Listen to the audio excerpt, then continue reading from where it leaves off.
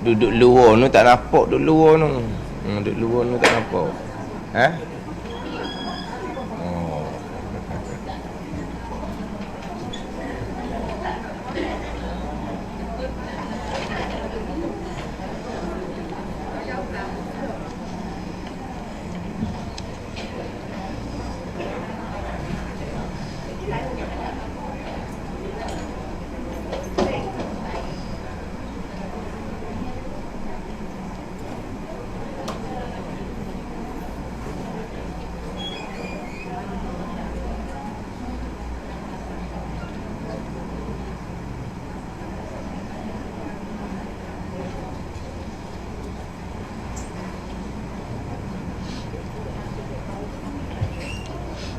Allahumma salli ala sayyidina Muhammad wa ala ali sayyidina Muhammad.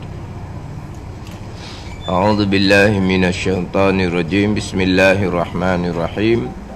Alhamdulillahi rabbil alamin wassalatu wassalamu ala sayyidil mursalin wa ala alihi wa sahbihi ajma'in. Rabbi syrah li sadri wa yassir li amri wahlul 'uqdatam min lisani yafqahu qawli. Subhanaka la ilma lana illa ma 'allamtana innaka antal alimul hakim. Wala haula wala quwwata illa billahil aliyyil azim. Ini kitab Hidayatus Sibyan, muka surat 12, baris atas sekali.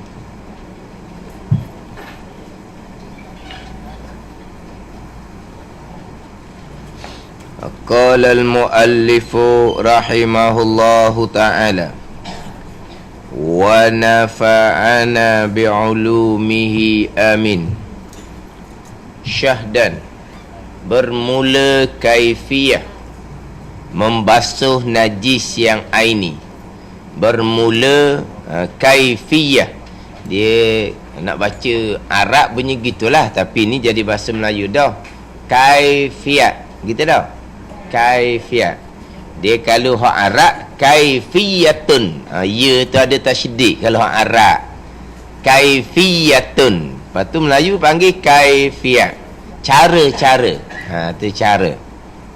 Jadi kaifiyat. Melayu tak ada dah, tak ada kaifiyat, ada kaifiyat gitu je. Di kaifiyat kita baca kod Melayu lah. Tapi kalau hak asal kaifiyatun, tu asal. Hak Arab atas ya yang kedua tu kena ada tasydid lah. Kaifiyatun. Tapi di sini kita jadi bahasa Melayu. Kaifiyat. Gitu. Jadi nak sebut pun tak berhenti tu sebab biasa sebut dengan kaifiyah. Jadi bahasa Melayu dah sekarang ni. Tapi asalnya kaifiyah ni bahasa Arab, tapi dia bukan baca kaifiyah gitu, dia kaifiyatun. Ada tasydid atas ya yang kedua tu. Di Melayu jadi kaifiyat. Nak sebut jadi canggung. Kaifiyat ni cara. Bermula kaifiyat, cara membasuh najis yang aini, iaitu kaifiyat membasuh najis yang aini jika ada ia najis aini tu mukhaffafah, dihilangkan ainnya dahulu. Dihilang dengan bahawa dilap akan dia. Dilap akan dia hingga tinggal lembab jua. Hingga tinggal lembab jua. Kemudian dipercik air atasnya biar rata. Jawabnya, maka sucilah ia najis aini dengan dipercik air atasnya biar rata. Jadi nak masuk pada masuk cara lah, tak sebut kaifiyat payah. Kekok pun. Sekali nak kaifiyah, sekali nak kaifiyat. Tu Melayu. Jadi cara nak menyucikan najis aini, yang terdahulunya nak kenal najis. Nak kenal najis, apa barang yang dihukumkan najis. Kemudian hak barang-barang yang dihukumkan najis ni ada 3 jenis najis. Najis mughallazah, najis mukhaffafah, dan najis mutawassitah. Kemudian najis 3 ni pula dipecah 2. Ada najis aini dan ada najis hukmi. Ni pembahagian lagi tu. Kemudian nak pergi pula cara nak menyucikan najis aini. Najis aini ada 3 pula. Mukhaffafah, mutawassitah, mughallazah. Hak aini tu macam nak buat. Kemudian dia akan datangkan pula hak najis hukmi, mukhaffafah, hukmi hak mutawassitah, hukmi hak mughallazah. Seperekat tu. Sebab najis 3 ni, najis mukhaffafah, najis mutawassitah, najis mughallazah ni, dia ada 2 pula, aini dengan hukmi. Najis aini ni najis yang ada dia punya zat dia dan ada dia punya sifat dia. Zat tak ada dah, benda tak ada dah, tapi bau ada, warna ada, rasa ada. Tapi zat tu memang kalau macam air kencing, sudah kering dah, tak ada benda dah, kering apa? Kering kontang. Kering kontang. Kering sungguh-sungguh dah, tak ada dah. Berapa lama dah air kencing tu, kena pula panas matahari, kering. Tapi di situ ada dak bau air kencing. Ada bau, dipanggil aini. Sebab ada bau. Jangan kata tak ada air ada bau, hukmi tak gitu. Sebab hukmi ni tak ada apa satu dah di situ. Sebab tu dia hanya datangkan air, tak payah gonyoh-gonyoh dah. Suci dah tempat tu. Sebab apa tak payah gonyoh? Nak gonyoh apa? Air tak ada sifat, tak ada dah. Air memang tak ada dulu ke dah. Sifat tak ada dah, nak gonyoh ke apa? Adapun kalau di situ kering sungguh-sungguh dah, tapi bau ada, hak tu kena hilangkan bau tu. Tu dipanggil najis aini, kena gonyoh biar bau tu hilang. Bukan siram saja bau masih lagi kekal, tak suci. Jadi ada sifat sahaja dipanggil najis aini. Hukmi ni memang tak ada. Dalam kitab dia misalnya air kencing yang kering. Air kencing yang kering hok misal dalam kitab najis hukmi ni, kita kena beralu pula. Air kencing yang kering yang kena kepanasan macam mana yang jadi kering, sampai sifat pun tak ada. Kepanasan yang bukan macam kepanasan kita. Kepanasan tempat kita ni Celsius dia tak tinggi mana. Kering tu kering, tapi adakah sampai ke hilang sifat?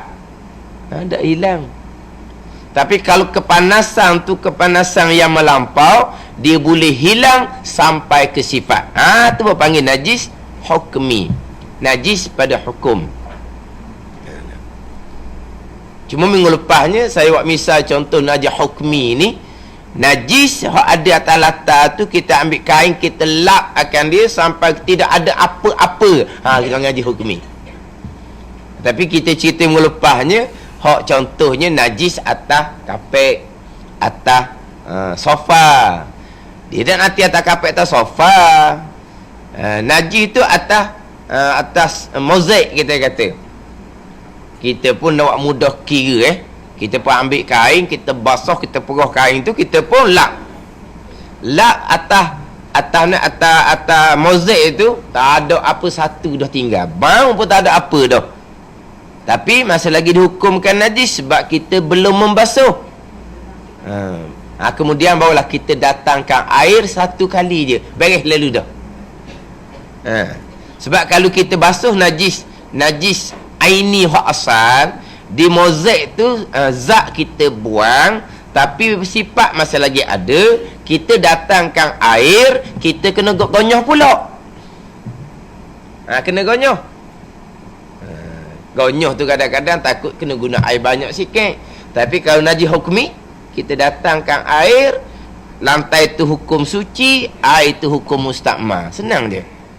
Makna kalau kata latar mozaik ketika getah ke, kita nak pakai lap boleh. Bukan hak sebut mengelepahnya, hak najis atas kapek, hak najis atas sofa. Kalau kita basuh mengikut najis, kalau kita basuh nak mengikut najis, kalau kita basuh mengikut najis aini hak asal, dia kena sirang air, jadi air banyak meresap ke dalam. Jadi kita tukar daripada najis aini pada najis hukmi ni, maknanya air tu tak banyak digunakan. Nak cerita gitu je mengelepahnya. Tapi kalau atas latar biasa pun kita nak pakai mudah, kita nak tukar najis aini hak sifat tu ada, kita pakai lap juga. Hukmi juga dia panggil, mudah je lah.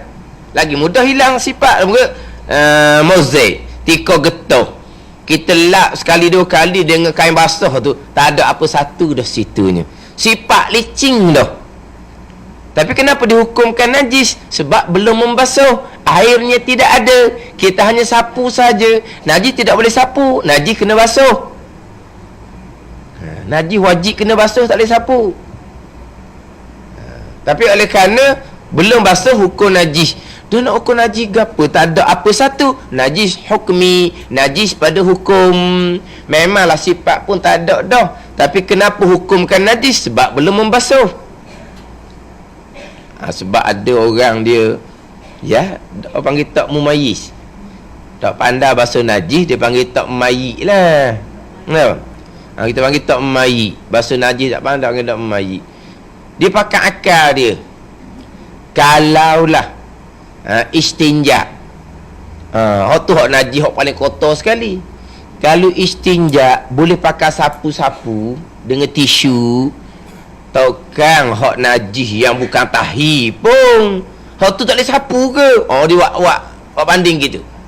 Sekarang ni istinja tahi tu, hak tu najis, hak paling kotor sekali, hak paling geli sekali. Syarak bolehlah dengan tisu. Lepas tu kalau bau mutah duduk atas latar, takkan tak boleh nak lap dengan tisu. Tahi boleh lah dengan tisu. Takkan hak najis mutah engang sikit, dia kata nak banding dengan tahi. Hak tu boleh juga dia kata. Jangan buat banding gitu. Banding gitu. Bukan hak tahi tu, hak boleh lap dengan tisu ni, hak tahi di tempat keluar tu. Kalau tahi tu jatuh atas latar, hak tu tak boleh dah pakai tisu, tak boleh. Tu wajib kena basuh macam biasa dah. Cuma jangan banding gitu. Ada orang banding gitu. Jadi dia kata kalaulah hak berak tahi, hak paling kotor sekali tu boleh pakai sapu dengan tisu, takkan najis bau mutah-mutah atas latar, takkan tak boleh pakai tisu, dia kata. Tu najis tu kat engang je bau mutah tu gak, dia kata. Dia banding gitu tak boleh. Dia tak kira pakai tisu basah ke apa ke, kita nak air mengalir. Kata ada air tak panggil basuh. Dia panggil sapu. Sapu tidak memada. Sapu tidak memada. Najis wajib membasuh. Mana kalau disapu, hilang habis sifat. Najis. Najis apa dia panggil? Najis hukmi. Lepas tu macam nak bersih najis hukmi tu, datang air satu kali, suci tempat tu. Perlu tak kita gonyoh-gonyoh? Nak gonyoh nak hilang ke apa? Tak ada benda dah nak hilang ke apa lagi. Mengalir ni bukan bergerak air. Mengalir ni ada air yang bertitik. Bukan maksud bergerak air. Maksud bergerak air ambil wayar getah tembok. Tak gitu. Dia kena ada air. Ada pun sapu tidak ada air. Basuh ada air. Kita panggil berlari air. Mengalir air dengan mana ada air bertitik. Bukan mengalir air kena bergerak air. Air tu kena langkah sempadan. Tak syarat gitu. Nak air datang betul lah, tapi dia tak syarat kata nak bergerak air. Mana nak ada air. Zaman dulu mudah lah nampak air bergerak sebab ada lubang kot celah latar. Kalau leniga nu beladung pak tengah kita nak sepak tang ke muka pitu tukang buat tinggi oleh muka pitu. Dia tukang tak apa-apa mahir tu kan. Kita nak sepak air, nak pelari air ke muka pitu. Air tu nak masuk ke dalam. Perang kita dengan air tu. Dah kita nak tolak tang muka pitu, dia nak masuk tang ke dalam. Dah diwak tak kena. Kan tukar-tukar tak apa mahir kan. Kalau tukar mahir, dia tahu nak buat gimana air tu. Ni dok ni. Air masuk tang ke dalam rumah.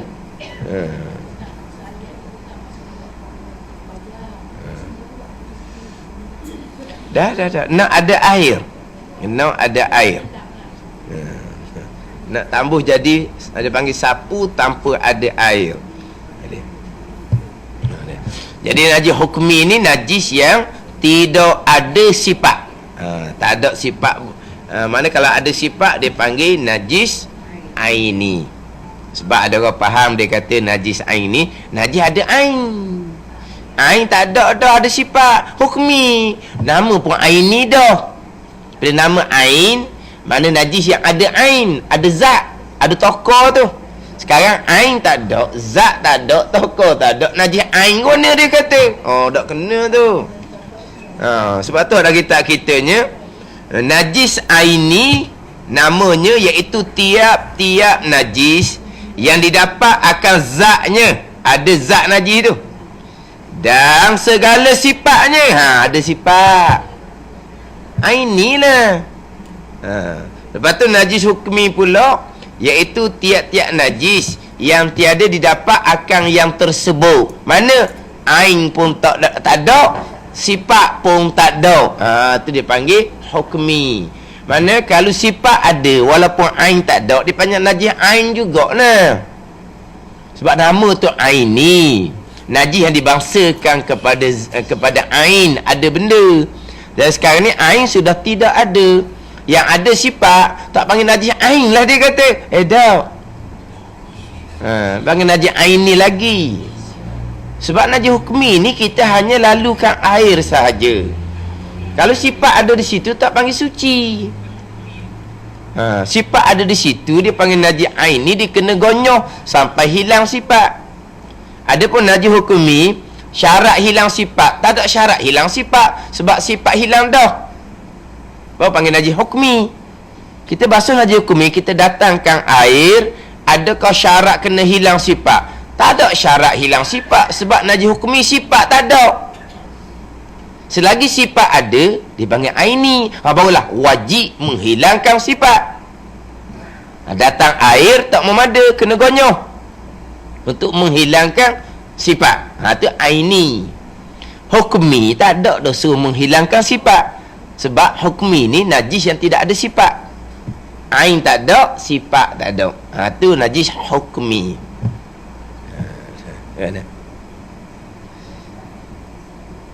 Bekas pun tak ada bekas ni sifat lah bekas.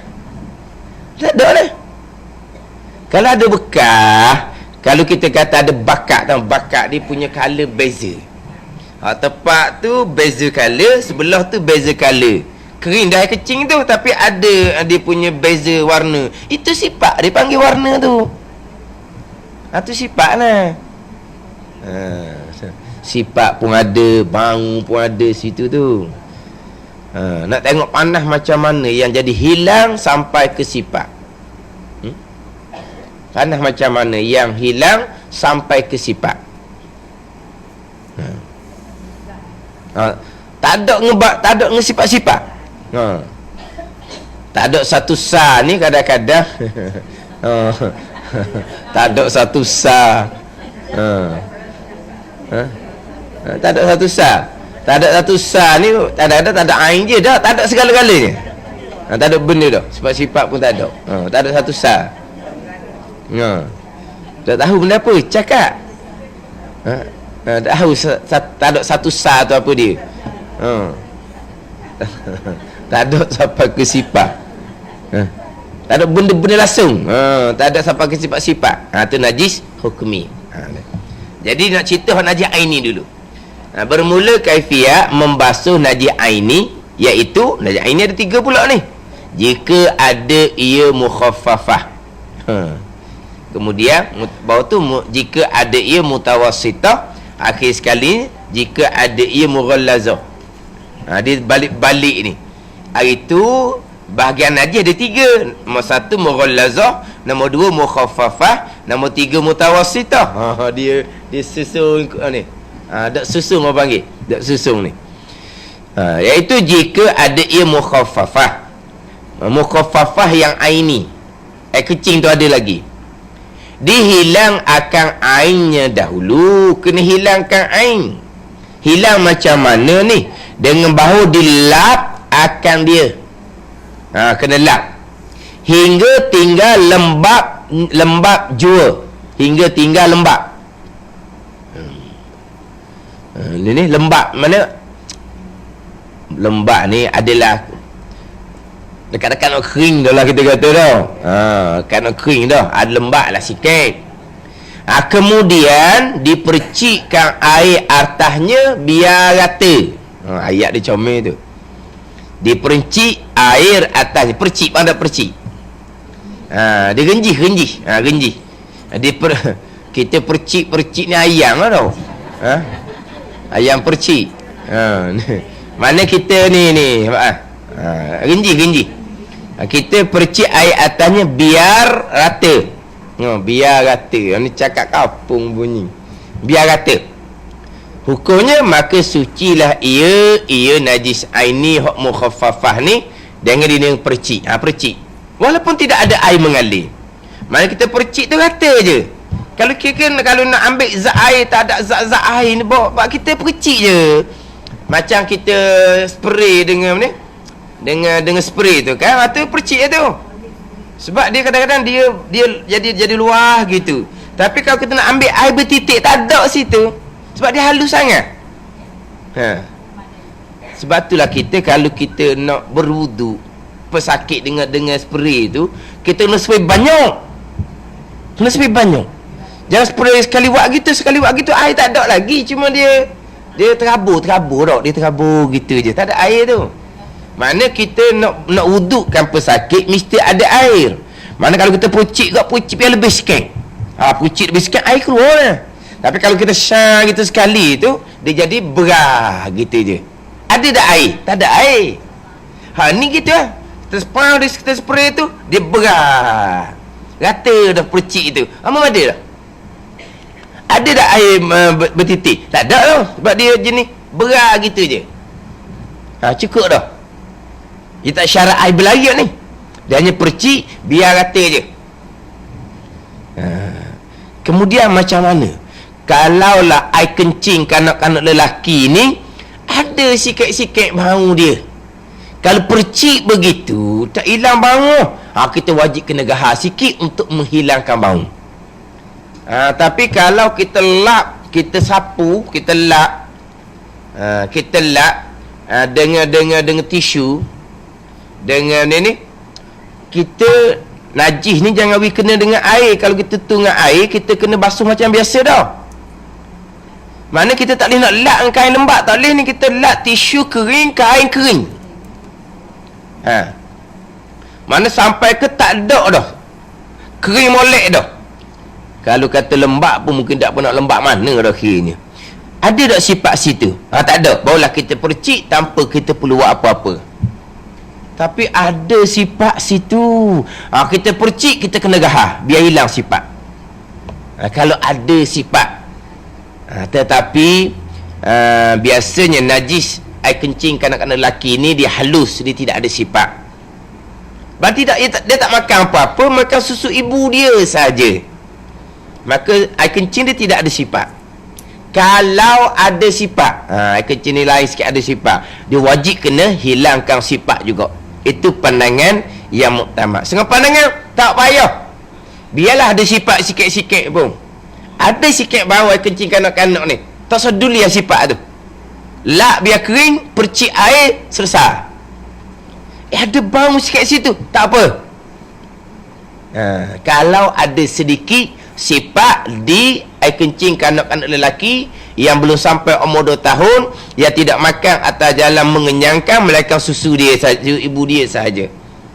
Kalau kita kata ada sifat, pandangan muktamad ada sifat, kena hilangkan sifat. Setengah pandangan tak payah, tak payah hilangkan sifat. Cuma percik saja. Kita dulu percik ginilah, kita renjis ni. Lain ni kita kata kita spray tu, spray tinggi sikit, ni mana rata dah air tu. Tapi ada dah air zat air? Tak adanya, tak apa, suci dah tempat tu. Itu najis aini hak mukhaffafah. Mana kena hilangkan air. Jangan kita air kecil berladung lagi, kita pergi spray atas tu, tu tak boleh nak pakai basuh. Percik-percik dah tu kena basuh air macam mutawassitah. Jadi maknanya jangan percik sekali dengan zat tu. Kita faham air kencing kanak-kanak lelaki, mukhaffafah dianya, air kencing kita dak lap dak apa, kita pergi percik air atas tu. Tak kena gitu.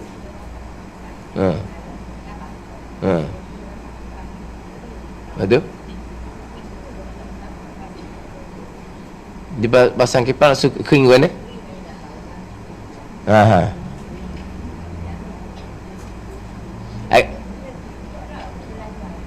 Tak nak najim dia tu mukhaffafah. Dah tu mutawassitah tu. Ni cerita mukhaffafah.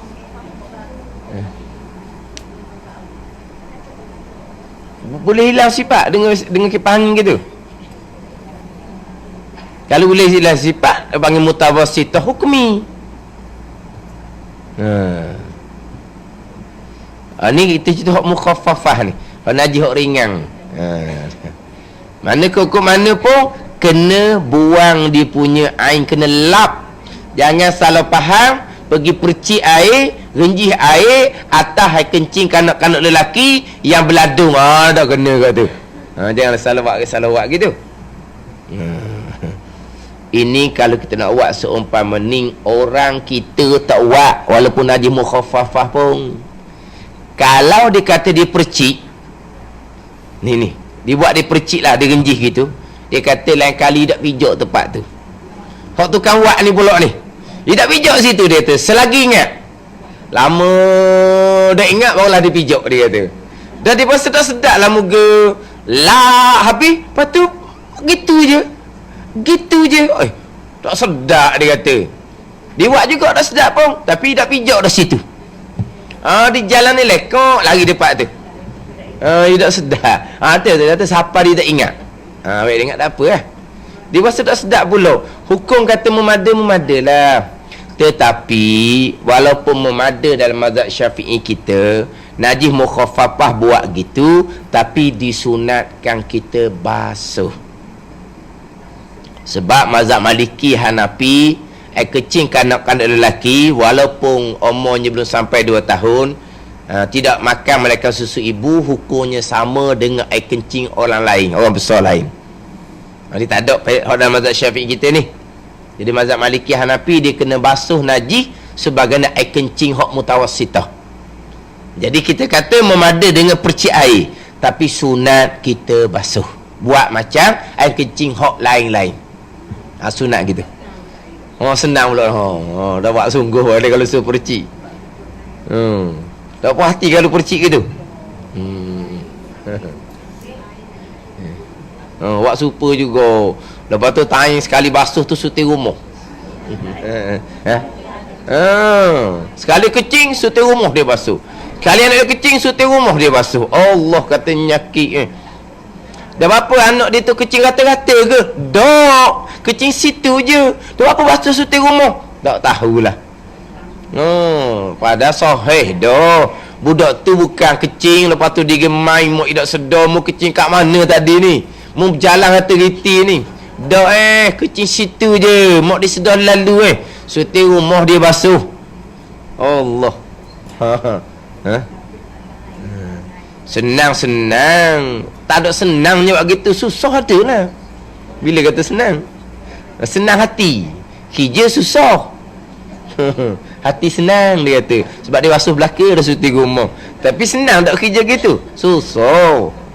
Dia senang gitu. Tapi dia kata senang apa? Senang hati. Dia tak puas hati. Ha? Lelah je. Lepas tu lama-lama akan datang. Kalau orang pula buat kita, orang yang uruskan kita, kita dah tak boleh buat sendiri. Kita main pasal buat molek kau Mak hari tu masa mak pasal majlis dak buat macam buat tak puas hati dah. Hari tu dia buat diri lelah. Sekarang ni tak boleh buat dah. Anak kena tolong. Lepas tu nak sanuk lelah macam dia gitu. Jangan. Dia masa dia segar, dia lelah sendiri. Layang ke was-was tu. Tapi bila dia terlantar, orang lain yang buat, dia takkan puas hati kalau buat lebih kurang. Jadi akhirnya dia nak melelahkan orang lain pula. Siapa nak layang? Siapa nak layang lama-lama? Dia was-was, contoh was-was. Tak apalah. Yang buatnya bini yang buat ke mana pun. Bini duduk layang juga, ketuk lelaki was-was. Lepas bini mati, nak suruh anak buat macam bini dia. Anak tak layang lah, anak sibuk. Anak tak layang. Terasa hati anak lelaki pun tak layang, anak puan pun tak layang ke dia. Masa arwah mak dia ada dulu, dah bini mung nak mana. Bini mung dah ikut era lah bini ke tu lelaki bulan puasa sekali dulu dah panggil bini, mai tengok ada tak darah. Dia liu dia ada tak darah. Berasa macam ada darah dalam mulut. Nak dia telang tak boleh bulan puasa ni, patah puasa. Dia ludah, dia panggil bini, dia tengok ada tak darah. Tak ada, tak apa. Kali ludah nak panggil pula. Anak dia buat gitu, tak anak dah jadi anak. Punya ayah panggil, tak anak ngelik dah lari dah bilik. Tak tiakan nak layang. Ayah panggil apa? Ayah panggil nak tengok air liu dia. Anak mana nak layang? Lepas tu dia bakit arwah mak dulu. Panggil mari lalu. Dah bini. Ni anak. Anak lelaki sama, anak puang sama. Tak mau layang tu. Bukan tak dekat. Orang ni sibuk juga kerja buat. Nak layang hak benda hak penting tu layang lah. Kalau nak tengok Aliyu buat benda.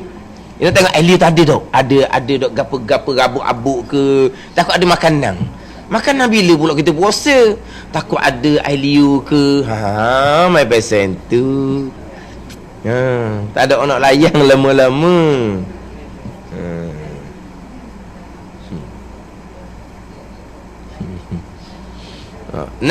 Nak jalan buat anak tamu jalan dah bulan puasa. Dah nak ludah je ayah dia. Masa bini tak apa. Je lah bini ludah pun. Anak tamu malu. Ayah aku ni jalan kat orang nak ludah. Nak ludah. Anak malu apa pasal gitu. Dah dia berasa macam dalam mulut ni ada abuk-abuk makanan. Walah buh gigi molek dah pagi tadi kan. Lepas tu dia berasa macam dalam mulut ni ada darah-darah, takut gusi berdarah. Tak ada. Sama juga bab kebersihan, sama juga bab wudu. Jangan duk layang. Masa ni kita kata tak apa, biar puas hati. Kita buat sendiri untuk kita. Macam ambil semayang gitu juga. Dia ambil semayang ni kok beru basuh muka. Siapa tanya terlantar, anak dia ambil spray basuh. Aku tak puas hati mu spray gitu. Mu ambil wayar getok. Ni sambil anak ambil wayar getok. Dah lah, mana dia pisah lah. Nak basuh kat muka dengan air pahit juga. Dah nak main dia spray. Ada air dah nak diwaknya. Spray molek dah, tak ambuh. Kalau mu dah ambil air getah, aku tak mau semayang, dia kata. Allah, susah pula. Jadi, dia kata tak mau semayang. Sebab apa? Sebab tak puas hati. Ambil wudu, setakat main dia spray dia puas hati. Dari tak timbul tengok keadaan. Dia timbul macam dia segar itu nah. Kadang-kadang tengok kat keadaan. Learning kau orang tolong buat pun wujud dah. Kalau fikir gitu. Tak fikir gitu. Tai nak semayang, tukar gok cadar ni. Moga semayang tak cadar, semayang tak lembek, terlentang dah ni kan. Tukarlah cadar tu. Allah, nak tukar cadar, tukar kain, tukar baju. Rohok lelah lama-lama. Dah lama kening. Nak semayang tukar hak baru. Nak semayang tukar hak baru. Dia pasang gitu. Dah. Yelah lama-lama kena dia buat sendiri kan. Dia tak akan pakai baju kain hok dia pakai dah sebelum tu. Dah memang. Bila terlantar dia nak gitu retik, nak tukar semua baju kain nak semayang. Bukan baju kain je, cadar pun nak tukar retik. Dah mau tidur lama dah di cadar. Dah tidur di cadar, bukan kecing pun hantar cadar tu. Tapi tak boleh lah. Ni. Sebab tu kata mood senang je kita buat dah jadi susah. Jangan duk teruk waswas jadi susah kita kemudian. Susah orang lain retik. Susah orang lain. Susah kita tak apa. Susah kita pun tak ambuh. Biar susah ada faedah. Susah tak ada faedah tak ambuh. Nak susah tak ada faedah. Tak ada faedah waswas tu. Tu duk layang. Penyakit tu dah layang, lekat molek, payah dah. Nak hilang balik tu.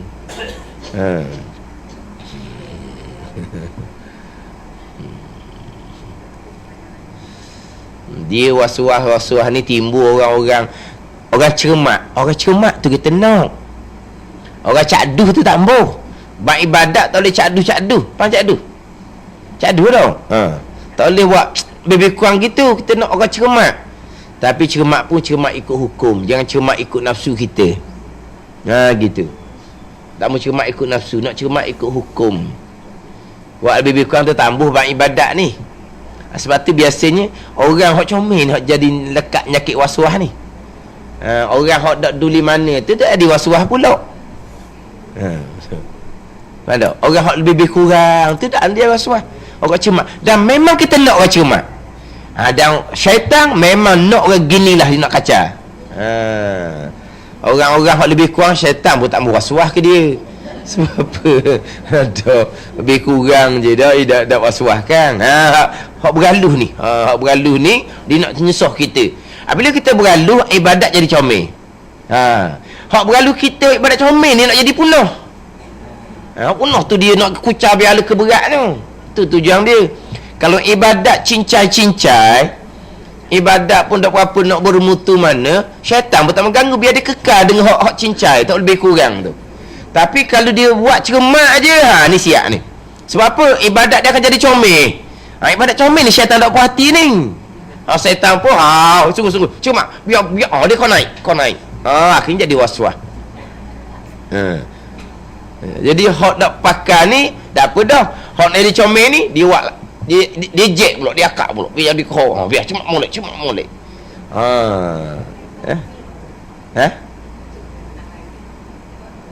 Nafsu syaitan lari warna syaitan tu sekarang kita nak lari warna syaitan. Nafsu syaitan lari boleh. Cara dia sapam martabak Sayyidina Umar radhiyallahu anhu. Syaitan lari lah. Kalau tanya macam mana nafsu syaitan lari, boleh duduk martabak Sayyidina Umar radhiyallahu anhu, syaitan lari. Guna. Jerembung syaitan ambuh Sayyidina Umar. Apa tahap tu? Dan Sayyidina Umar ni siapa? Nombor 2 selepas Sayyidina Abu Bakar radhiyallahu anhu. Lepas tu kata ngaji molek pekoh, kemudian jangan menyusahkan. Jangan kita ajar pekoh ni dalam keadaan menyempitkan. Ni kadang-kadang atas pengajaran sendiri. Kalau guru yang mengajar tu disempitkan, orang ngaji mudah dia waswas. Dia buat sepit. Mana kita dalam bab kesucian zahir ni kita kalau mari gangguan kan, macam cerita bab najis sebelum ni lah. Anjing babi, Allah kita masuk dalam kebun mikir babi ni, gesek dengan babi, padahal tak ada babi pun, ada bekas. Allah, bekas tu bila pun dah tahu dahnya. Mari puasa royak ke dia mazhab Maliki ke mazhab Hanafi ke, babi tu tak najis-najisnya, tak usah bimbang lah. Tapi kita bukan nak pakai hak tu, kita pakai hak najis. Kalau ia pun tak najis gitu. Jangan kita sempitkan. Bila kita sempitkan, jadi susah kita. Jadi mudah nak waswas. Ada. Sebab tu saya biasa sebut dalam kitab Fathul Mu'in tu kan, hak anjing dia masuk muka di dalam bekas jelungan tu, Kita mari ikut belakang, kita tak nampak pun mucung tu kena air, tapi dia muka tu masuk dalam berdi lah, nampak tak lidah dia kena air, tak nampak. Kita mari ikut belakang, kita pun rekah dia pun lari. Mulut dia basah, mulut dia basah sama sebab lidah dia berjelas sama. Nampak tak lidah dia kena air? Memang tak nampak. Air tu hukum suci. Tu ke pengkau. Tapi dalam kitab Fathul Mu'innya dia pun waqala Malikun wa Daud, berkata Imam Malik dan Daud Zahiri bahawa al-kalbu tahirun, anjing suci, tak najis. Tapi bukan nak pakai mazhab Maliki. Aku mai waswas di hati kita, kan kenakan lidah dia dengan air, kita walaupun tak nampak pun mazhab Maliki anjing tak najis-najisnya. Ni pekoh supaya kita tak sepik. Bila sepik ni dia akan jadi kau payung. Mana? Biar buka sikitlah pekoh ni. Jangan sepik sangat. Sebab orang mengaji ni, dia ada orang hok jenis cumak ni, kalau kita sepik pula ke dia, dia lama-lama dia disepik, payah dia. Faham tak? Dia kena ajar biar contoh orang ajar bab niat semayang dan takbiratul ihram. Kemudian niat pula ada muqaranah kamaliyah, muqaranah urfiyah, apa semua tu. Dia pergi pula muqaranah kamaliyah, biar serta tu serta yang sempurna. Itu mustahil pada orang awam. Dia nekang hak tu, akhirnya pas takbir sampai imam beri salam. Ada? Ni panggil apa ni? Salah pengajaran belaka ni. Salah pengajaran.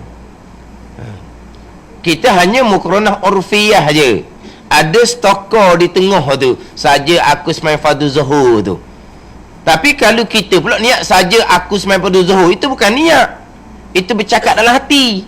Niat ni aradun la yanqasimu awwalahu wa akhirah. Satu perkara yang tak ada dulu, tak ada kemudian. Lah gitu je. Tu panggil niat.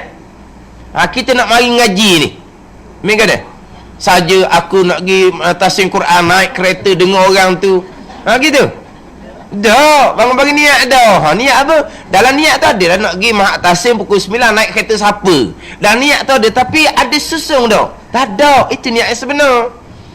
Kalau jenis susung saja aku semayang fardu zuhur, tu bercakap dalam hati. Itu panggil niat. Lepas tu macam mana kita cakap itu semua memadah. Kita koyak gitu. Kalau tidak nak sudah dapat niat yang sebenar-benar, satu perkara pula, tu salah pengajaran. Kan tak?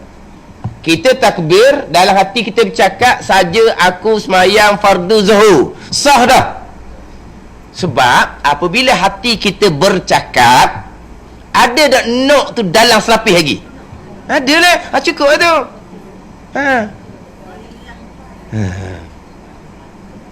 Nah. Faham tak?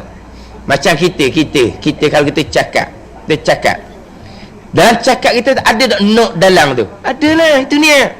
Kita kata, mari jalan sama saya kejap. Kita cakap gitu. Mari pergi makan.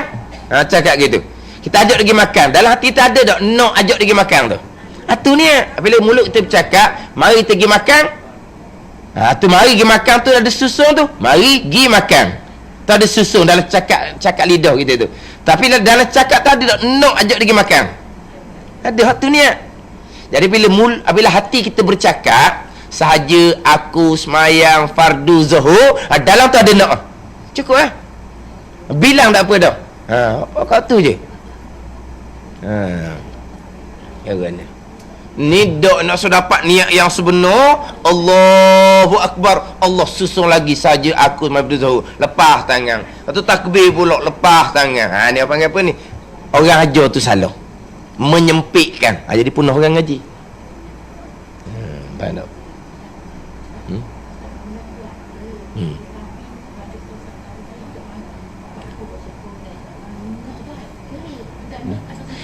Sekarang ni apabila hati kita bercakap ketiga-tiga perkara tu, adalah nak ketiga-tiga perkara tu. So ada using lagi lah. Tu nak cari susah tu. Nak cari susah tu. Dah apabila hati kita bercakap saja aku semayang fardu zuhur, Dalam hati selapis lagi ada tak sahaja, ada tak fardu, ada tak zuhur. Adalah mulut kita, hati kita cakap dah gitu. Sebenarnya tu. Sebenarnya tu. Payah juga dalam takbir tu nak bilang 3. Bilang 3 tu sebelum takbir.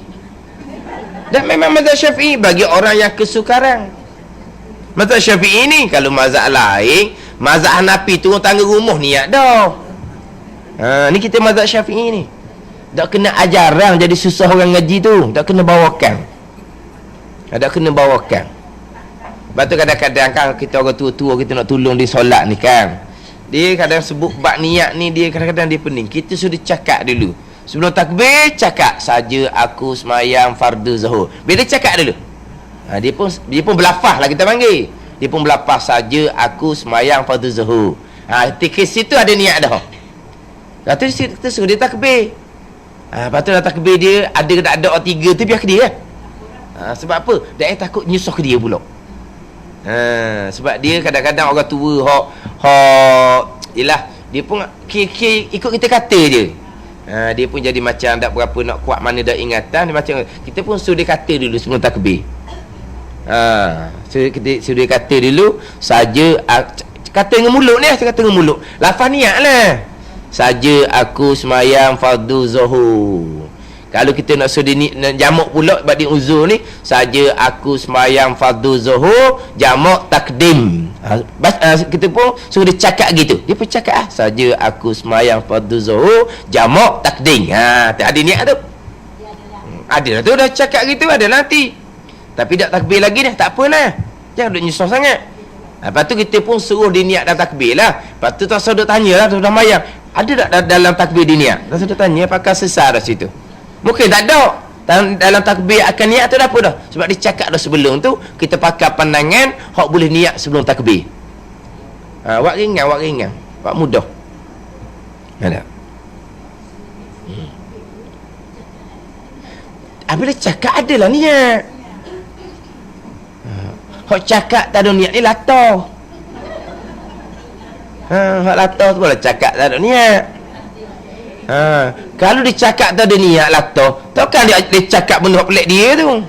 Dia cakap bukan benda comel-comel lagi latah. Kalau ada niat, dia nak cakap benda gitu.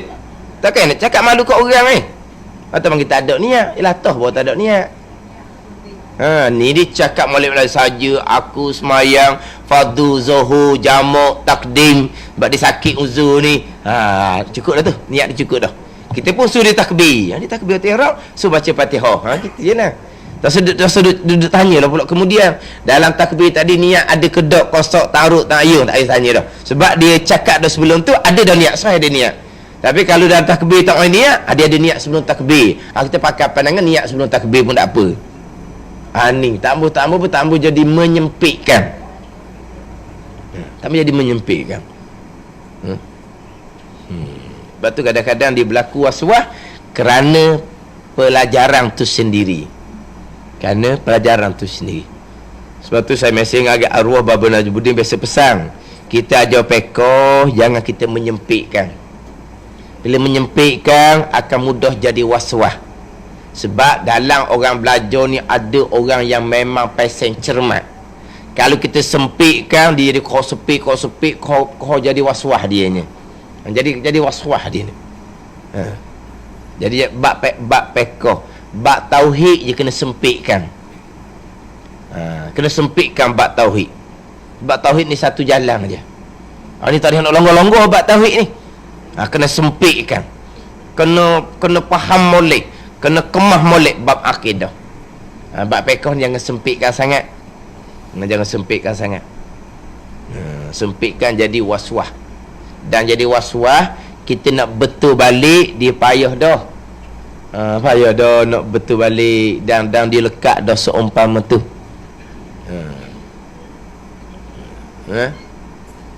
Mana?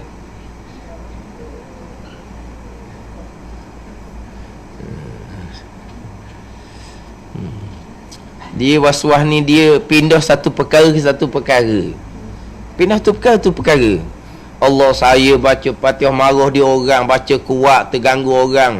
Jangan buat gitu. Lepas tu macam mana saya ni, awak tak usah bacalah Fatihah. Makmum tak payah baca Fatihah dalam mazhab Hanafi. Mazhab Hanafi makmum tak ada bacaan.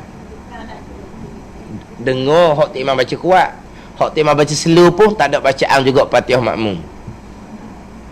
Imam saja membaca. Imam saja membaca. Tak pakai mazhab Hanafi tak apa. Kalau kita nak pakai mazhab Syafi'i, makmum kena baca Fatihah, tiba-tiba kita baca kuat sebab kita was-was.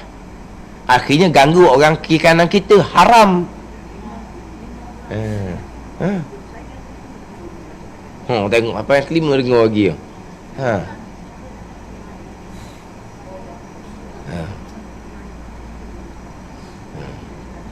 Jadi ginilah kata, awak tak usah bacalah Fatihah, tak usah bacalah pakai mazhab Hanafi. Anda kena pelonggar gitu. Dah ganggu orang, haram. Kita ada sebelah ni jadi berulang macam dia retik. Dia baca ulang-ulang, kita baca dah ulang, tapi jadi ikut macam dia ulang retik. Kita pun ulang. Dah jadi bolok kita pun. Jadi bolok kita ni.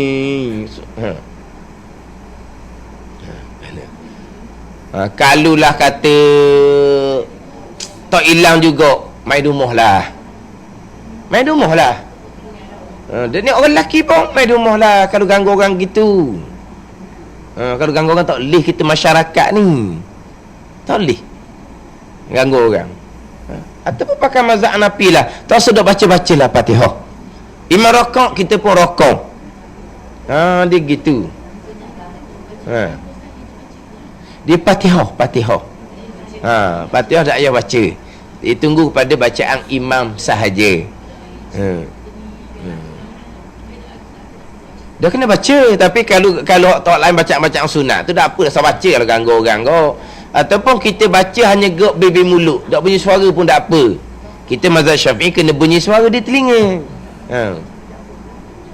Fatihah lah biasanya. Fatihah lah.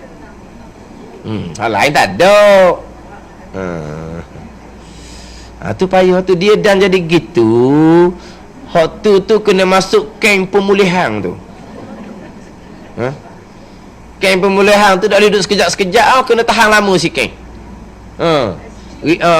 Riput jabat agama mari aku. Mana-mana masjid ada nyakit was-was, masuk dalam bank jabat agama, kita buat kem pemulihan. Selagi tak selesai masalah ni, tak boleh balik kampung. Mana? Dah. Tu kadang-kadang kerana pengajaran dia menyempitkan, menyusahkan, jadi boleh bawa kepada orang belajar tu jadi was-was. Jadi kita kena buka sikit lah. Buka sikit. Ni bab peka. Hak nak kena sempit, bab pegangan, bab tasawuf. Tu kena sepit. Bab peka jangan sepit lah.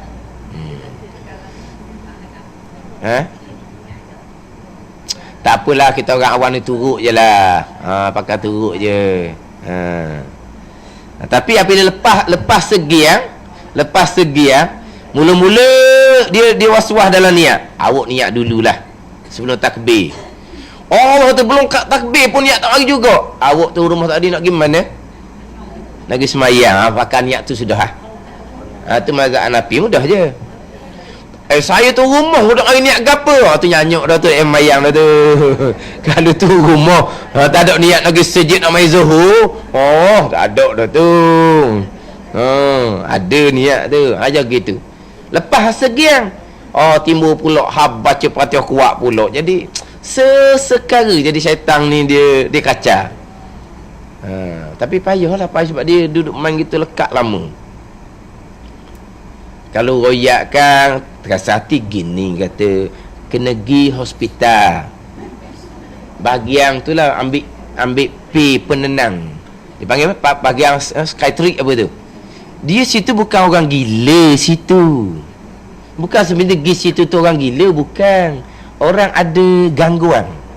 Dia ada bisikan-bisikan. Tak jadi tu. Tak jadi tu, tak jadi tu. Tak jadi. Nyakit tu. Dia mari-mari. Jadi apabila terlampir tu, dia kurang sikit bisikan-bisikan. Dia was-was ni bisikan. Dia bisikan ni abdam mai besar sangat. Ni bunuh orang bisikan belaka tu. Waswas ni pun bisikan, tapi bisikan pesen tu. Hak bunuh orang tu, tu bisikan hak berat lagi tu. Tu semua gangguan belaka tu. Jadi waswas ni dipanggil. Lepas tu dalam kitab waswas ni nau'un minal junun dia kata. Nau'un minal junun. Satu nau', satu bagai, satu jenis minal junun. Tahu junun? Gila. Tapi bukan gila sungguh. Kalau gila sungguh tidak mukallaf, tak wajib sembahyang puasa. Bukan gila, tapi satu jenis daripada gila. Mana panggil benda? Tidak tak stabil dia panggil. Tak stabil lah. Tak stabil warna. Lepas takbir, lepas takbir, nak stabil warna gitu. Sudah takbir tak jadi tu, dia pun lelah. Allah. Ni kadang-kadang tengok tak dia nak mayang kita. Kalau ada depan gitu, dia takbir tak jadi, dia pun urut belakang. Urut belakang dia. Kata dia ni tu pun mau urut pun kali. Takbir pula tak jadi, dia pun urut belakang dia. Ada orat tu berkali. Dia takbir jadi, jumpa orat dah saat ni berkali. Jadi dengan kita pun jadi uhara semayang. Dia tengok ke dia duduk urut. Tak nak kata ke mana. Ayat-ayat tak ada lah. Kita kena belajar molek daripada awal, ikut pada hukum, jangan ikut perasaan. Ni panggil tak ngaji molek lah ni. Tak ngaji molek jadi nyakit tu. Jadi nyakit waswas.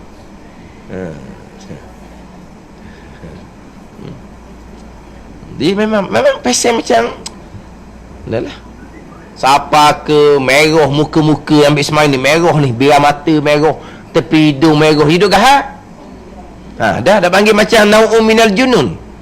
Ni masa basuh tangan ni merah habis ni.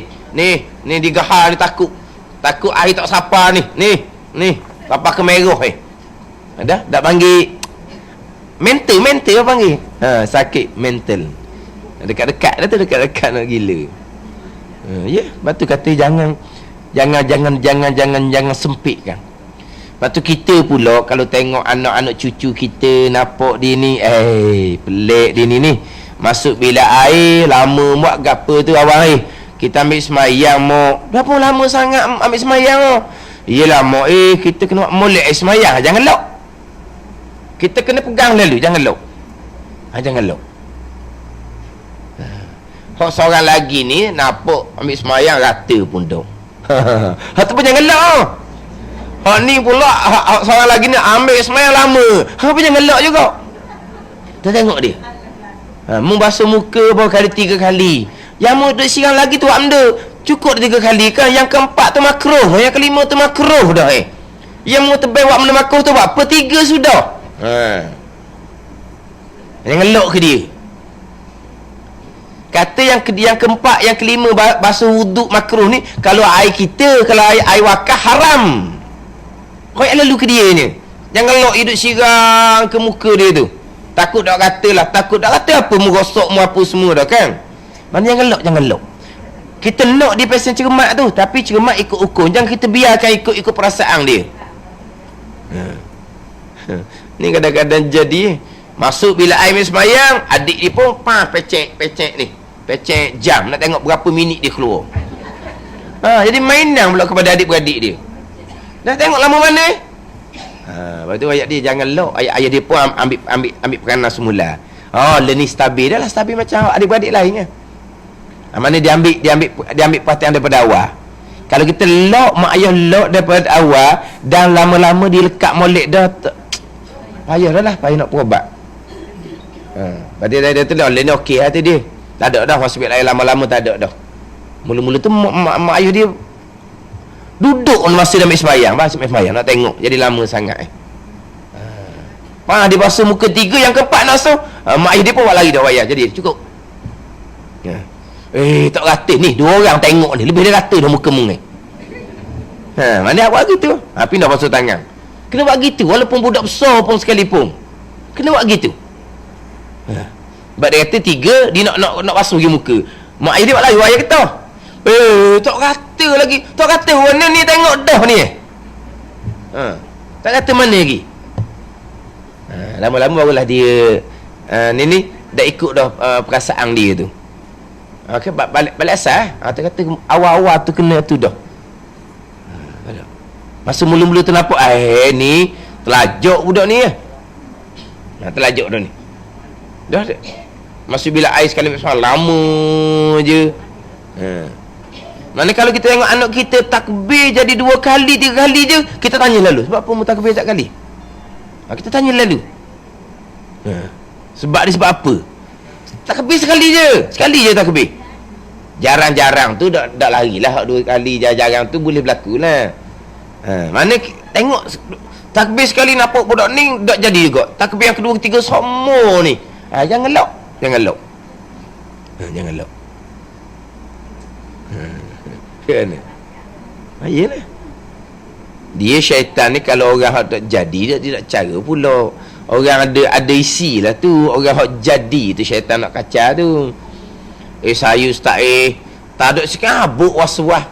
Dah apa sedap tu kata tu. Nampak macam syaitan lock je tu. Ke member dia. Dak, bukan kita nak. Kita minta berlindung sama a'udzubillah sama kita. Tapi tu kerja syaitan. Sebab tu siapa-siapa ada sedikit sebanyak perasaan was-was, cuma turut tak turut je. Turut tak turut je. Semua orang ada perasaan was-was. Turut tak turut je. Was-was macam biasa lah. Ada was-was bab kebersihan, ada was-was bab rata ke tak rata ketika beruduk, ketika mandi wajib. Dia macam-macam lah jenis was-was ni. Tapi masing-masing ada. Saya dah cakap lah, masing-masing ada. Ada perasaan tu. Ada perasaan was-was. Dia balik pada hukum. Cuma pengajaran tu jangan menyempitkan. Kalau menyempitkan, mudah bawa jadi was-was. Jadi hak ni, hak najis ain ni, hak mukhaffafah. Ada kita hilangkan ain terlebih dahulu, kemudian wala percik air biar rata, walaupun air itu tidak mengalir sekalipun, sucilah najis mukhaffafah. Dan jika ada ia najis ain itu mutawassitah, maka disuci akan dia dengan dihilangkan akan airnya dan segala sifatnya. Dihilangkan dengan air. Jika dengan sekali cucur air sekalipun memadalah. Cucur ni lah kena lalu air, mengalir air dengan bahawa ada air. Bukan hanya percik dia tidak ada air, dia hanya basah gitu saja. Nak ada air tu panggil cucur. Cucur satu makna laginya, air tu datang ke atas tempat ni, dia panggil cucur. Faham tak? Kalau najis datang ke atas air, tak panggil cucur. Faham tak cucur ni? Bukan duit cucur tu, cucur panggil tak? Panggil apa? Duit baki tu panggil cucur kau. Dia cucur kau. Tu cucur kau tu. Duit baki tu lah kita beli-belikan. Ni duit cucur tau. Kerja kau ni. Cucur kau lah. Cucur air je juga, cucur duit je juga. Duit cucur ataupun duit punju. Dah. Punju ada tak? Duit cucur, duit punju. Duit baki tu lah. Kena. Tak reti cakap terang orang kita ni. Dengan sekali cucuk air sekalipun memadalah. Ni hak najis mutawassitah. Wallahu a'lam.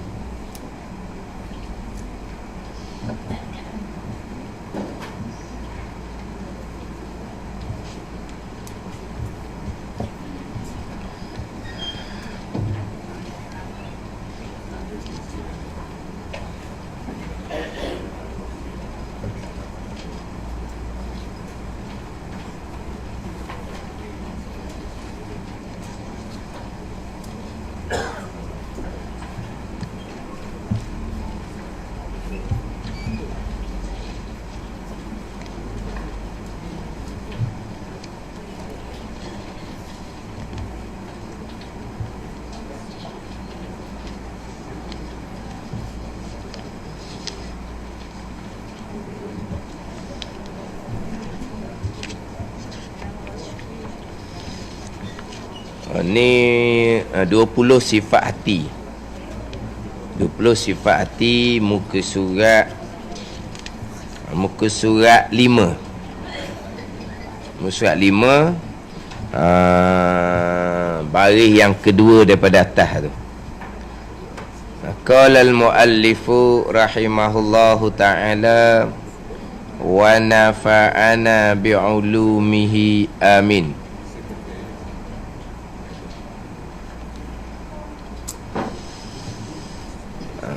Rasulullah sallallahu alaihi wasallam ada bersabda dalam suatu hadis qudsi. Firman Allah Subhanahu wa taala, Al-kibriya'u ridai wal azamatu izari faman naza'ani wahidan minhuma alqaituhu fi jahannam wala ubali. Artinya, kebesaran, ketinggian itu selendangku, sifatku, dan keagungan itu kain pakaiku, yakni sifatku. Ni orang panggil apa ni? Panggil sebut selendang ni bukan Tuhan di selendang. Kain pakai ni bukan Tuhan pakai kain baju macam kita. Makna apa? Sifatku, Tuhan kata. Kibriya, kebesaran, ketinggian ni sifatku. Al-azamah, keagungan itu pun sifatku. Maka sesiapa yang cuba merebut, yakni bersifat, tengok tu, dengan salah satu daripada keduanya, aku akan campurkan dia ke dalam api neraka dan aku tidak peduli. Diriwayatkan oleh Muslim, Abu Daud dan Ibnu Majah. Hak ni hak berkaitan dengan sifat mazmumah yang pertama, iaitu takabur, membesar diri. Takabur, membesar diri. Yang mana takabur ini, kita melihat, memandang dengan hati kitanya akan diri kita lebih daripada orang lain pada sifat kesempurnaan. Kita lebih alim daripada orang lain, kita lebih banyak amal daripada orang lain, kita lebih kaya daripada orang lain, kita lebih berpangkat daripada orang lain, dan pula kita melihat orang lain tu lebih hina daripada kita. Ini takabur. Kita melihat akan orang kita ni lebih daripada orang lain. Ini sifat membesar diri. Ini salah satu daripada sebesar-besar maksiat yang tersembunyi, yang kita maklum. Inilah sifat Azazil. Azazil, iblis, aba wastakbara wa kana minal kafirin tu.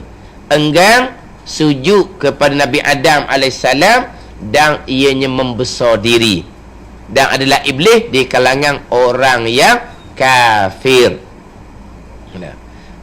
Dia semata-mata, ni kena faham lah pula ni, enggan menurut perintah Allah, serta takabur.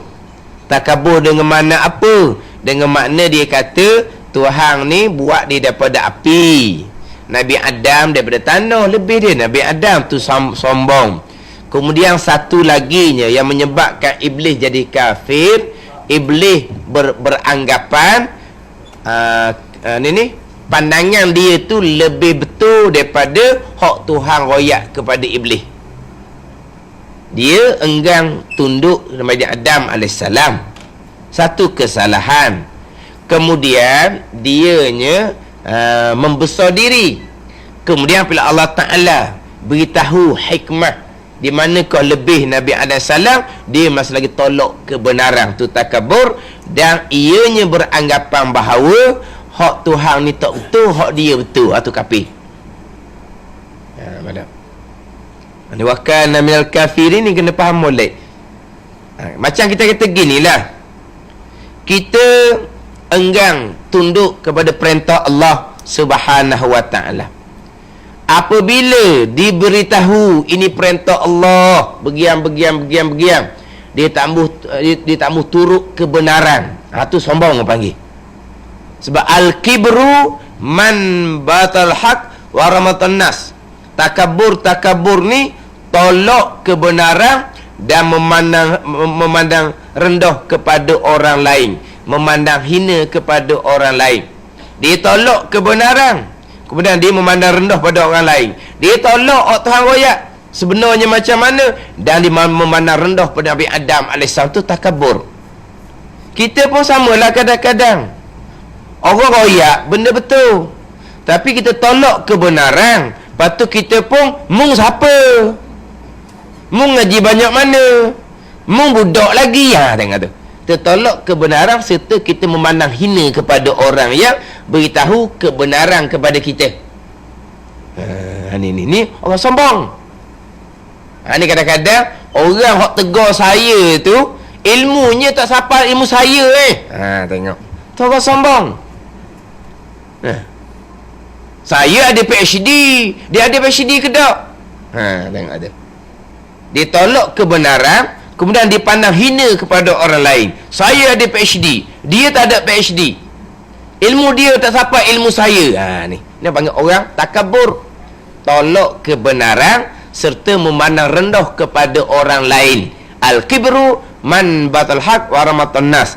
Allah takabur ni Allah tolak kebenaran dan dia merendah-rendah memandang hina kepada orang lain. Orang tegur kita molek-molek, membudak ada kita orang tua kan. Walah di cerita tu benda sebenar. Jangan kata membudak aku orang tua, aku makan garang dulu, tak ada tu. Sebenarlah. Walaupun yang royak kita tu anak, walaupun yang royak kita tu pakak cucu pun, kita terima je lah. Tapi kalau orang sama tak boleh terima. Dia rasa macam terjejah ego dia. Kita orang tua ni takkan nak dengar kata budak, budak hingusan. Panggil apa? Budak hingusan dia panggil. Budak, kita orang tua malu lah kita nak teruk dia. Kita pun tolak kebenaran, kita kata mu budak tu panggil apa tu? Takabur, macam iblis gitu kan. Dia tolak kebenaran, kerana dia memandang hina pada Nabi Adam AS. Kemudian dia beranggapan bahawa hak Tuhan letak tu salah, hak dia comel, tu kafir. Samalah.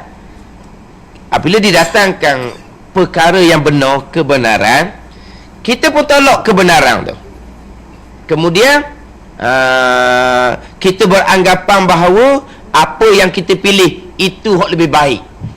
Sekarang ni apabila orang cerita bab hukum Allah Subhanahu wa ta'ala, ini hukum Allah, yang kita ambil hukum lain tu kenapa? Ni tiba-tiba kita tolak hak kebenaran. Kita beranggapan bahawa hukum manusia buat tu lebih baik daripada hukum Allah Subhanahu wa ta'ala. Ini dalaman kita ni, pegangan kita gitu, kepercayaan kita gitu. Hukum manusia lebih baik daripada hukum Allah. Hukum Allah tak jadi, tak sesuai, kafir. Tapi ni hak dalang ni, kita tak tahu perut orang. Tak?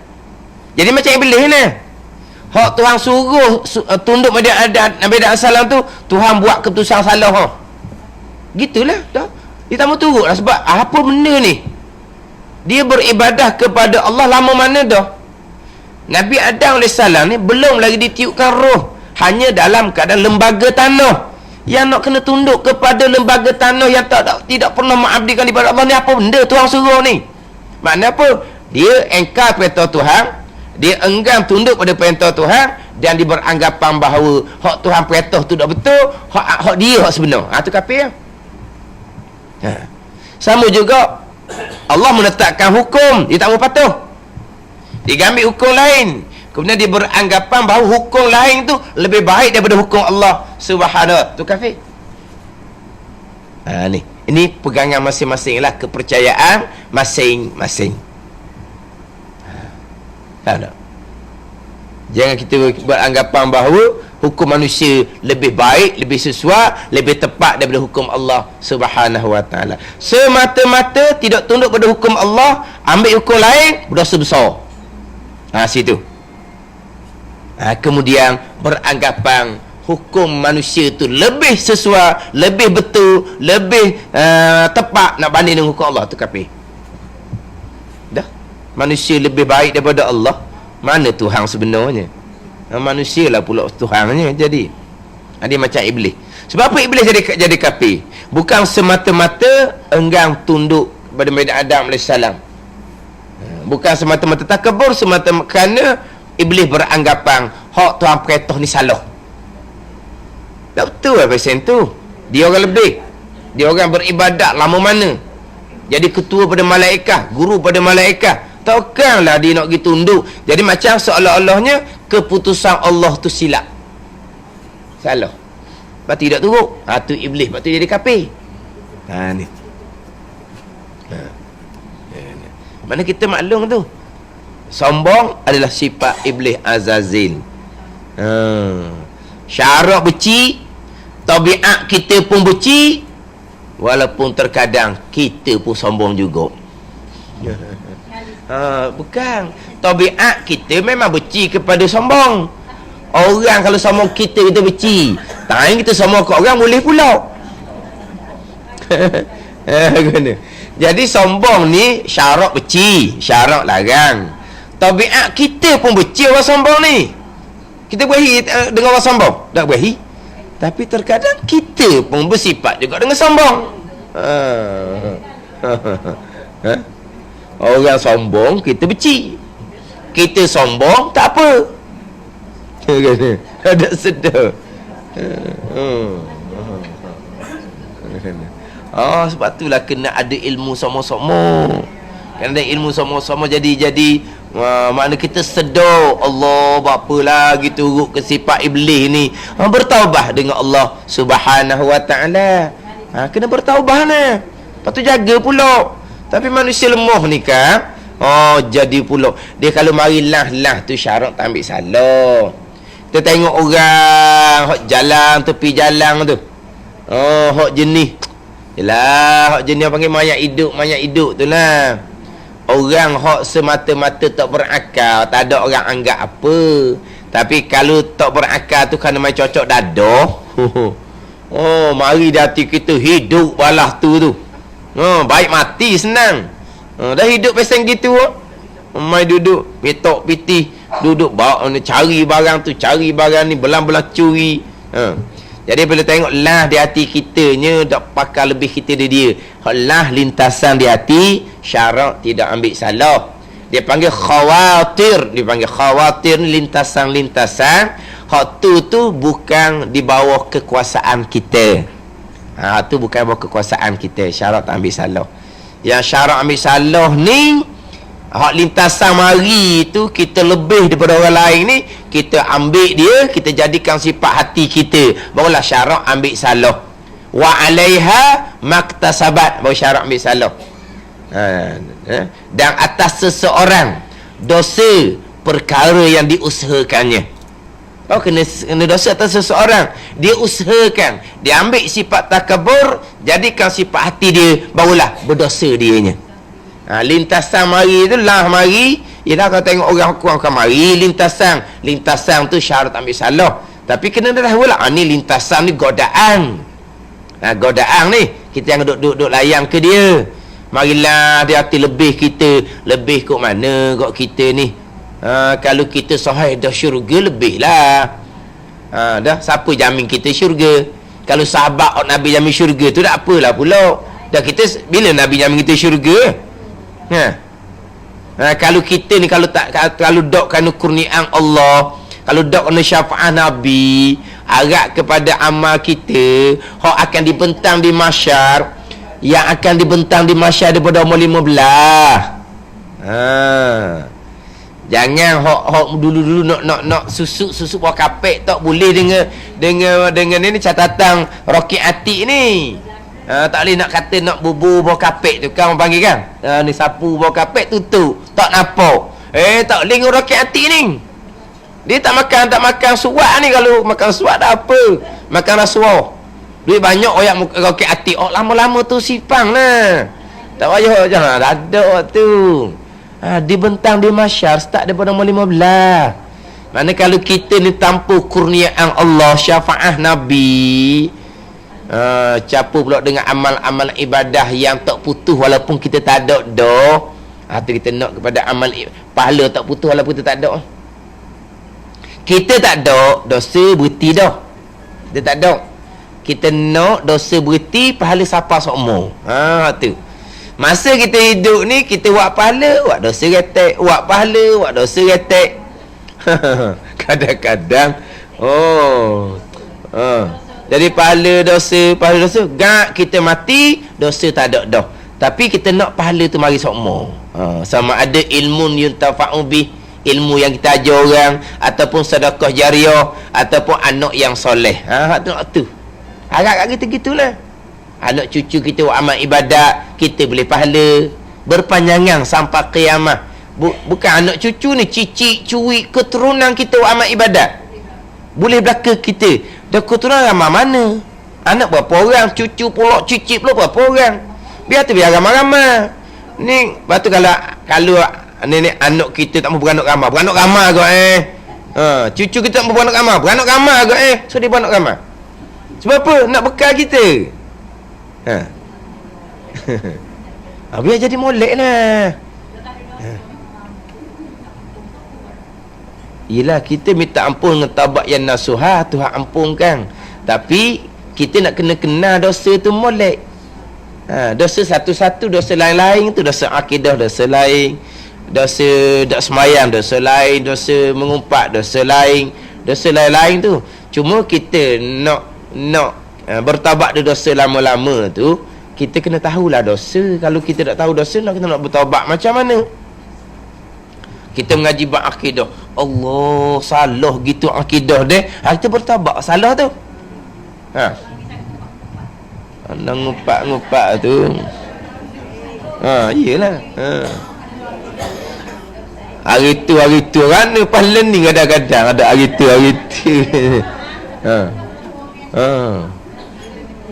Tu kena banyak buat amal lah. Kita buat amal, kita istighfar, termasuk kepada mereka-mereka yang tak ada salah dengan dia. Jadi, yalah, wali ashabil huquqi alayya, bagi mereka yang ada hak atas kita, atas aku. Ni kita istighfar ke dia. Pas sembahyang kita istighfar semua ke dia 3 kali lepas sembahyang sampai di mahsyar. Orang istighfar ke mung ni. Kalau mu nak pahala istighfar ni, kena maafkanlah dia, pahala ni mu dapat. Mudah-mudahan dia pun maafkan kita. Mudah-mudahan. Tu terserah kepada Allah Subhanahu wa ta'ala lah situnya. Tapi kurang-kurangnya kita orang panggil pun tak nyadar, faham tak? Kita ngadak tahun ni tak nyadar dengan tak ada persiapan langsung. Kita ada persiapan kita. Umum lah ni, wali ashabil huquq kalian ni umum. Mereka-mereka yang ada hak atas kita, hak yang menekan kita, hak kita ada salah dengan dia. Gitu.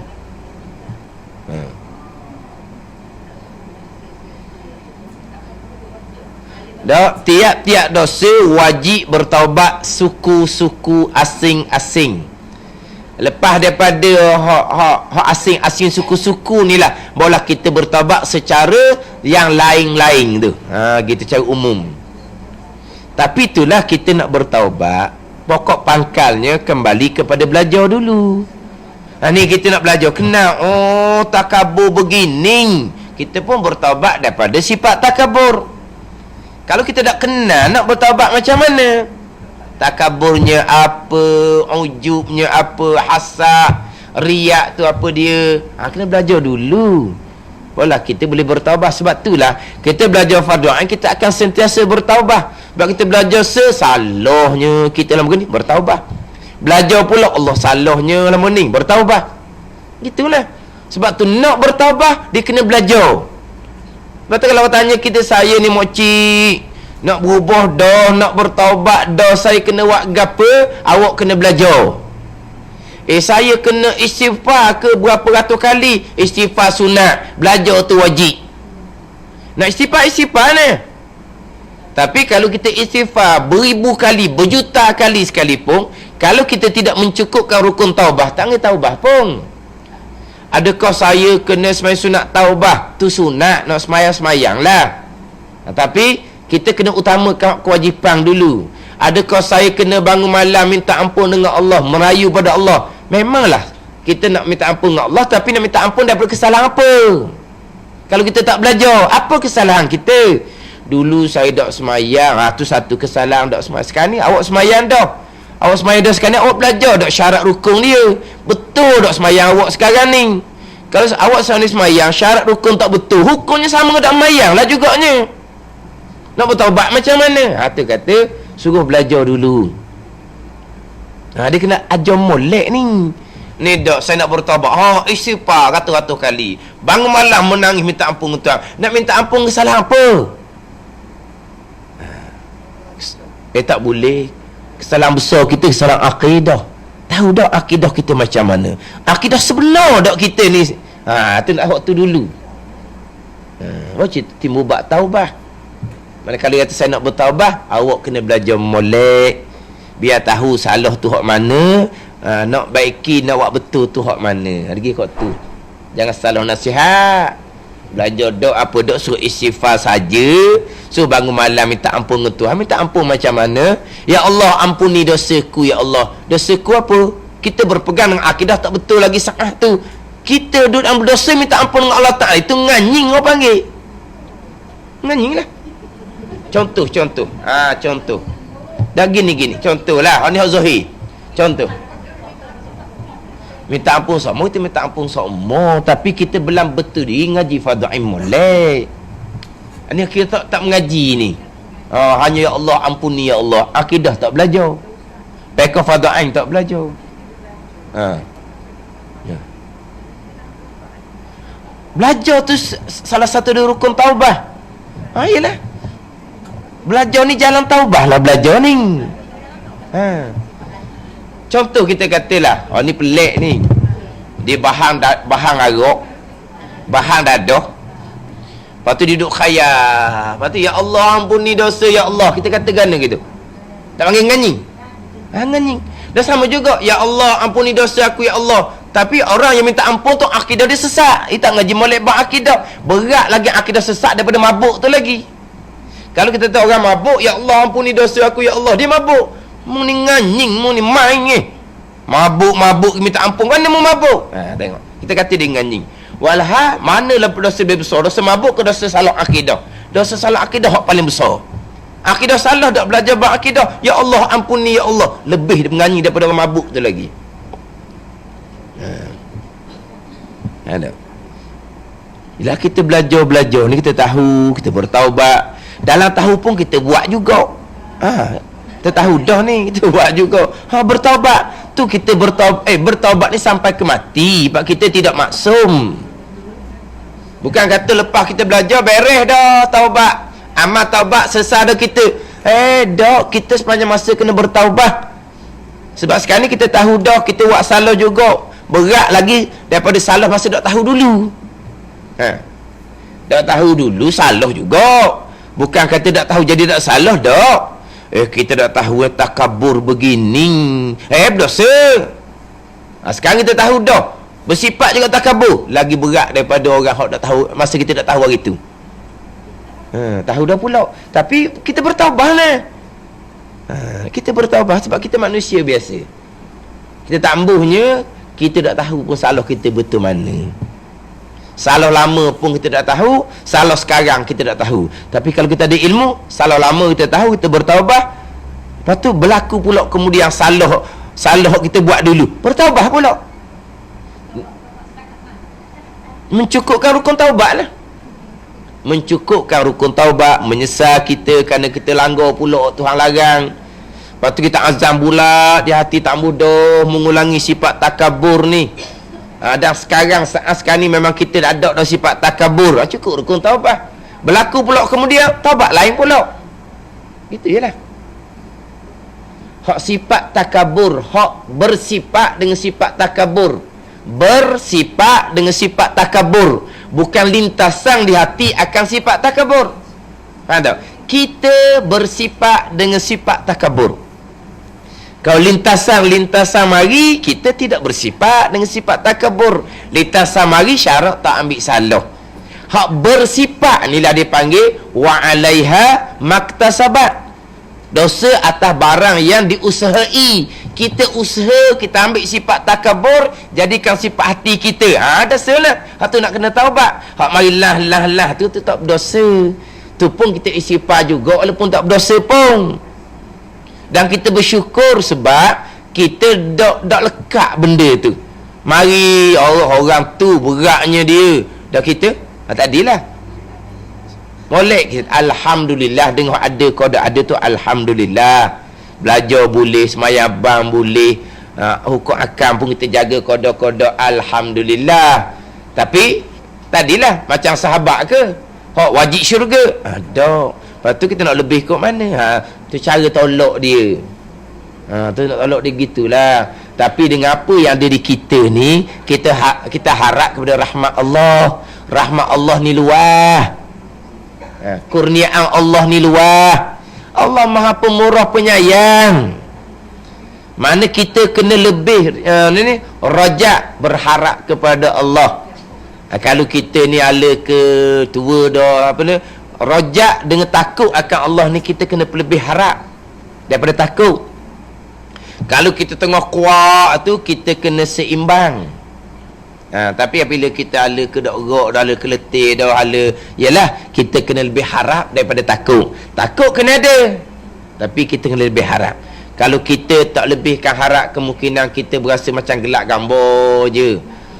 Macam tak ada bau dah kita, yang tak ada gian dah kita, jadi putus asa tu salah pula. Salah pula. Sebab tu sifat mahmudahnya takut akan Allah, khauf. Kemudian didatangkan di bawah tajuk takut tu, datangkan tajuk rajak, harap rahmat Allah, harap kurniaan Allah, harap keampunan Allah Subhanahu wa taala. Janji akidah yang sebenar. Kalau akidah tu salah, tak ada harapan. Ada. Kena harap. Mana hak ada di kita alhamdulillah dah lebih. Dah lebih tu. Orang hak ahli syurga tu, kita mudah-mudahan. Gitu je. Mudah-mudahan. Alhamdulillah. Jadi dalam hadis kursi ni Tuhan kata, kebesaran ke, keagungan ke sifat Allah Subhanahu wa taala. Orang yang nak bersifat dengan sifat kebesaran, sifat takabur ni, seolah-olah dia nak rebut sifat Allah Subhanahu wa taala. Kalau seumpama tu, Tuhan kata akan campurkan di dalam api neraka, dan aku, Tuhan kata, tidak peduli. Duduk situlah, duduk dalam neraka. Hadis ini bermakna bahawa ketinggian dan keagungan hakikinya itu dua sifat yang hanya, dua sifat ni yang hanya kepunyaan Allah Subhanahu wa taala. Tiada layak bagi selain Allah. Orang yang membesarkan dirinya itu seolah-olah ia merebut sifat Allah, seolah-olah je. Tak akan boleh rebut sifat Allahnya, seolah-olah saja. Orang yang demikian sifatnya memang sesuai, dilemparkan dia ke dalam neraka, seolah-olah dia nak rebut. Boleh rebut sifat Allah? Mustahil. Jadi ketinggian keagungan hakikinya sifat Tuhan. Hakikinya. Walaupun kita kata dia tinggi dia. Tinggi tu ayat zahir gitu je, tinggi pakat dia ke, tinggi kedudukan dia ke, makna agung dianya, yang dipetuang agung pula dianya. Tu hanya pada sebutan pakat je. Hakikinya tidak ada yang tinggi, yang agung, mereka hanya Allah Subhanahu wa taala. Tinggi sikit kita ni pakat, tinggi pakat pun hakikinya hak Allah taala belaka, bukan hak kita pun. Tu angkat pakat dia tinggi sikit, mana ada sikit keagungan, tu ujian daripada Allah pula. Tengok guana tu hawi sikit ujian ni, tengok kita lupa diri kedau, gitu je lah. Tapi hakikinya semua adalah milik Allah Subhanahu wa ta'ala. Nabi SAW ada bersabda lagi, la yadkhul jannata man kana fi qalbihi misqalu habbatin min khaldalin min kibir. Tidak masuk syurga orang yang ada dalam hatinya sebesar timbangan biji sawi sifat takabur. Wallahu a'lam. Bismillahirrahmanirrahim. Alhamdulillahirabbil alamin wassalatu wassalamu ala sayyidil mursalin wa ala alihi wa sahbihi ajma'in. Allahumma ftah alaina futuhal arifin. Allahumma allimna ilma akdamin wa fahimna famasabikin warzuqna riqat talibin. Allahumma zidna ilman wa alhiqna bis salihin. Wa sallallahu ala sayyidina Muhammadin wa ala alihi wa sahbihi wa sallam. Walhamdulillahi rabbil alamin.